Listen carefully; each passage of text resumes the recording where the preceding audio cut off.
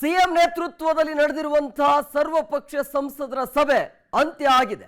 ಸಭೆಯಲ್ಲಿ ರಾಜ್ಯದ ಎಲ್ಲ ಸಂಸದರ ಜೊತೆ ಸಿಎಂ ಮಹತ್ವದ ಚರ್ಚೆಯನ್ನ ಮಾಡಿದ್ದಾರೆ ಅನ್ನೋದು. ರಾಜ್ಯದ ವಿಚಾರ ಬಂದಾಗ ನಾಡಿನ ಹಿತಕ್ಕಾಗಿ ಒಗ್ಗಟ್ಟಿನ ಕೆಲಸವನ್ನ ಮಾಡೋಣ, ರಾಜ್ಯದ ಪ್ರಗತಿಗೆ ನಿಮ್ಮ ಸಹಕಾರವನ್ನು ನಾನು ಬಯಸುತ್ತೇನೆ ಅಂತ ಸಿಎಂ ಡಿಕೆ ಶಿವಕುಮಾರ್ ಈ ರೀತಿಯಾಗಿ ಹೇಳಿಕೆಯನ್ನು ಕೊಟ್ಟಿದ್ದಾರೆ ಸಂಸದರಿಗೆ. ಸಭೆಯಲ್ಲಿ ರಾಜ್ಯದ ಎಲ್ಲ ಸಂಸದರ ಜೊತೆ ಚರ್ಚೆ ಆಗಿದೆ. ರಾಜ್ಯದ ವಿಚಾರ ಅಂತ ಬಂದಾಗ ನಾಡಿನ ಹಿತಕ್ಕಾಗಿ ಒಗ್ಗಟ್ಟಿನ ಕೆಲಸವನ್ನು ಮಾಡಬೇಕಾಗತ್ತೆ, ರಾಜ್ಯದ ಪ್ರಗತಿಗೆ ನಿಮ್ಮ ಸಹಕಾರವನ್ನು ನಾನು ಬಯಸುತ್ತೇನೆ ಅಂತ ಹೇಳಿ ಡಿಕೆ ಶಿವಕುಮಾರ್ ಹೇಳಿಕೆಯನ್ನು ಕೊಟ್ಟಿದ್ದಾರೆ. ಸಂಸದರಿಗೆ ಕೊಟ್ಟಿರುವಂತಹ ಸಂದೇಶ ಇದು. ಸೊ ರಾಜ್ಯದ ಯೋಜನೆಗಳಿಗೆ ಅನುಮತಿ ದೊರಕಿಸಿಕೊಡಲು ನಿಮ್ಮ ಸಹಕಾರ ಮುಖ್ಯ ಆಗತ್ತೆ. ರಾಜ್ಯದ ಬಾಕಿ ಯೋಜನೆಗಳ ನಿರ್ವಹಣೆಗೆ ಹೊಸ ವ್ಯವಸ್ಥೆ ಜಾರಿಗೆ ತರಲಾಗುತ್ತೆ. ಸಿಎಂ ನೇತೃತ್ವದಲ್ಲಿ ನಡೆದಿರುವಂತಹ ಸರ್ವಪಕ್ಷ ಸಂಸದರ ಸಭೆ ಅಂತ್ಯ ಆಗಿದೆ.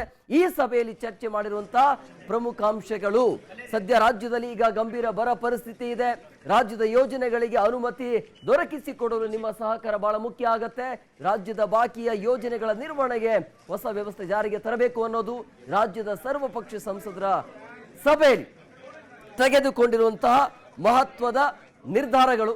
ಸೊ ಇದು ಒಳ್ಳೆಯ ಬೆಳವಣಿಗೆ. ಡಿಕೆ ಶಿವಕುಮಾರ್ ಇವತ್ತು ಎಲ್ಲ ಶಾಸಕರ ಸಂಸದರ ಜೊತೆ ಇವತ್ತು ಚರ್ಚೆಯನ್ನು ಮಾಡಿರೋದು, ಮಹತ್ವದ ನಿರ್ಧಾರವನ್ನು ತೆಗೆದುಕೊಂಡಿದ್ದಾರೆ. ಭಾಷೆ ನೆಲ ಅಂತ ಬಂದಾಗ, ರಾಜ್ಯ ಅಂತ ಬಂದಾಗ ಪಕ್ಷವನ್ನ ಮರೆತು ಎಲ್ಲರೂ ಒಂದಾಗಬೇಕು ಅನ್ನೋದು. ಸೊ ರಾಜ್ಯದ ಸಂಸದರ ಜೊತೆ ಸಭೆ ಈಗಾಗಲೇ ಅಂತೂ ಮುಕ್ತಾಯ ಆಗಿದೆ. ನವದೆಹಲಿ ಕರ್ನಾಟಕ ಭವನದಲ್ಲಿ ನಡೆದಿರುವಂತಹ ಮಹತ್ವದ ಸಭೆ ಇದು. ಸಭೆಯಲ್ಲಿ ಹಲವು ವಿಚಾರಗಳ ಬಗ್ಗೆ ಚರ್ಚೆ ಆಗಿದೆ.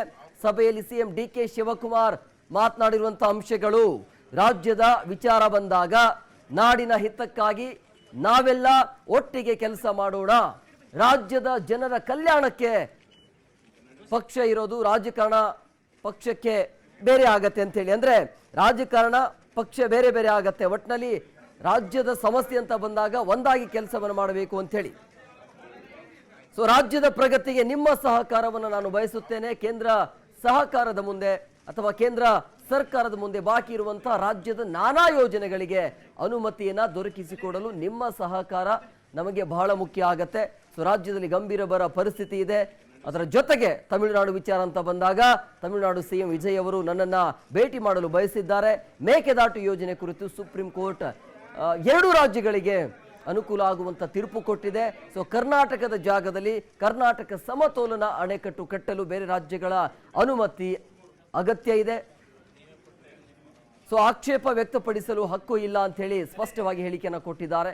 ಇವತ್ತು ರಾಜ್ಯಸಭೆಯಲ್ಲಿ ಕೂಡ ಜಲಶಕ್ತಿ ಸಚಿವರು ತಮಿಳುನಾಡಿನ ಅನ್ಬುಕುಮಾರ್ ರಾಮದಾಸ್ ಅವರ ಪ್ರಶ್ನೆಗೆ ಉತ್ತರ ಕೊಡುವಾಗ ಇದೇ ಮಾತನ್ನು ಕೂಡ ನಾನು ಮತ್ತೆ ಉಚ್ಚಾರ ಮಾಡಿದ್ದೇನೆ. ಇದಕ್ಕೆ ಕರ್ನಾಟಕದ ಪರವಾಗಿ ನಾನು ಧನ್ಯವಾದವನ್ನ ಹೇಳ್ತೇನೆ. ಕೃಷ್ಣ ನ್ಯಾಯಮಂಡಳಿಯ ನೀರು ಹಂಚಿಕೆ ತೀರ್ಮಾನ ಗೆಜೆಟ್ ನೋಟಿಫಿಕೇಶನ್ ಆಗಬೇಕಿತ್ತು. ಈ ಪ್ರಕರಣ ಸುಪ್ರೀಂ ಕೋರ್ಟ್ನಲ್ಲಿ ಬಾಕಿ ಉಳಿದಿತ್ತು. ಅದನ್ನು ಇತ್ಯರ್ಥಪಡಿಸಲು ವಿಶೇಷ ಪೀಠ ಸ್ಥಾಪನೆ ಕುರಿತು ಇವತ್ತು ಸುಪ್ರೀಂ ಕೋರ್ಟ್ನಲ್ಲಿ ತೀರ್ಮಾನ ಆಗಿದೆ. ಅಂದರೆ ಎಲ್ಲ ಅಂಶಗಳನ್ನು ಇವತ್ತಿನ ಸಂಸದರ ಸಭೆಯಲ್ಲಿ ಮಾಹಿತಿಯನ್ನು ಶೇರ್ ಮಾಡಿಕೊಂಡಿದ್ದಾರೆ. ಸೊ ಇದು ಎಲ್ಲವೂ ಕೂಡ ಸುಪ್ರೀಂ ಕೋರ್ಟಲ್ಲಿ ತೀರ್ಮಾನ ಆಗಿದೆ ಅಂಥೇಳಿ. ಮಹದಾಯಿ ಯೋಜನೆ ಅಡೆತಡೆ ನಿವಾರಣೆಗೆ ನ್ಯಾಯವಾದಿಗಳ ಜೊತೆ ಸಮಾಲೋಚನೆ ನಡೆಸಿ ಮುಂದಿನ ಕ್ರಮವನ್ನು ತೆಗೆದುಕೊಳ್ಳಲಾಗುತ್ತೆ. ನಮ್ಮ ರಾಜ್ಯದ ಬಾಕಿ ಯೋಜನೆಗಳ ನಿರ್ವಹಣೆಗೆ ಕರ್ನಾಟಕ ಭವನದಲ್ಲಿ ಹೊಸ ವ್ಯವಸ್ಥೆ ಜಾರಿಗೆ ತರಲಾಗೋದು. ಸೊ ನಮ್ಮ ಯೋಜನೆ ಫಾಲೋ ಅಪ್ ಮಾಡಲು ಪ್ರತ್ಯೇಕ ರೆಸಿಡೆಂಟ್ ಕಮಿಷನರ್ ಸೇರಿದಂತೆ ಹೊಸ ತಂಡವನ್ನು ರಚನೆ ಮಾಡಬೇಕಾಗತ್ತೆ ಅಂಥೇಳಿ.